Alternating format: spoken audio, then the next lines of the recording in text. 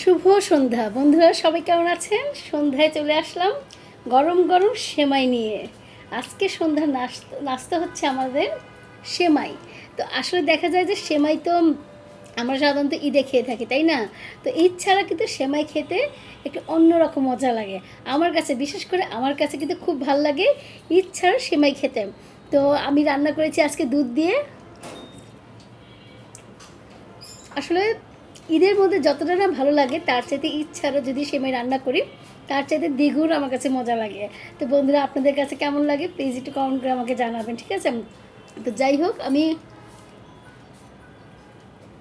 আমি প্রায় সেমাই রান্না করি।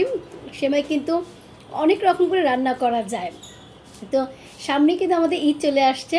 আমাদের ফেব্রুয়ারি মাসে সম্ভবত 19 তারিখে প্রথম রোজা আরম্ভ হবে।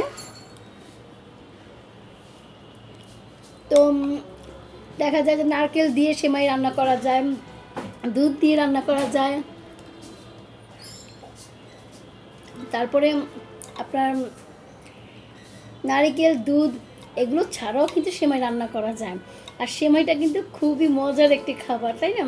যারা আসলে খেতে জানেন তারা কিন্তু অনেক রকম করে সেমাই রান্না করে খেতে পারবে না। আবার দেখা যায় সেমাইয়ের নাড়ুও তৈরি করা যায়। আমি তো একদিন সেমাইয়ের নাড়ু তৈরি করেছিলাম, একদম ইজি ব্যাপার। আর এতটাই মজা হয় আপনি বুঝতেই পারবেন না যে এটা সেমাই নাকি অন্য কোনো কিছু। তো আমি অবশ্য রেসিপিটা আমি দেখাইনি আপনাদেরকে, আমি একদিন রেসিপিটা করে দেখাবো, ঠিক আছে? তাহলে বুঝতে পারবেন। বন্ধুরা, আসলে প্রতিদিনের নাস্তা তো আমাদের খেতেই হয়। বিকেলের নাস্তা, সকালের নাস্তা, দুপুরের ভাত, রাতের ভাত, নিয়ম আছে, তাই না? সব কিছুর একটা নিয়ম আছে, সেই নিয়ম অনুযায়ী কিন্তু আমাদের সব কিছুই খেতে হবে। আর গতানুগতিক প্রতিদিন একই রকম খাবার খেতে কিন্তু আমাদের মোটেও ভালো লাগে না। তো বিভিন্ন রকম করে বিভিন্নভাবে আপনারা খাবার খাবেন এবং পরিবারের লোকজনদের সদস্যদের দেবেন, তাহলে দেখবেন যে আপনার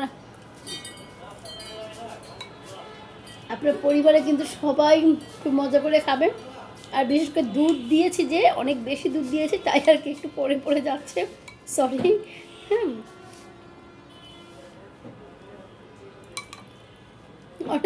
অনেকে কমেন্ট করবেন যে আপু বাচ্চাদের মতো খাচ্ছেন, পড়ে যাচ্ছে, ঠিক আছে? অনেকে অনেক কমেন্ট করতে পারেন, কিন্তু যাই হোক আমি আগে থেকে বলে দিচ্ছি বন্ধুরা যে দুধ আছে যেহেতু, আর দুধ তো একদম তরল জাতীয় খাবার আমাদের, তাই না? ওটা তো একটু পড়বেই। আর বিশেষ করে আপনাদের সাথে কথা বলছি আর আমি খাচ্ছি, তো এতে তো অবশ্যই পড়বে।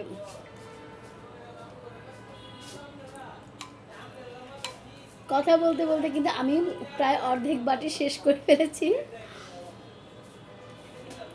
আমি সাধারণত, আমাদের ঘরে ডায়াবেটিসের রুগী আছে, তো আমি তার জন্য কিন্তু ডায়াবেটিসের যে 0 ক্যালোরি আছে সেটা দিয়ে রান্না করে থাকি, আর আমাদের জন্য চিনি দিয়ে রান্না করে থাকি।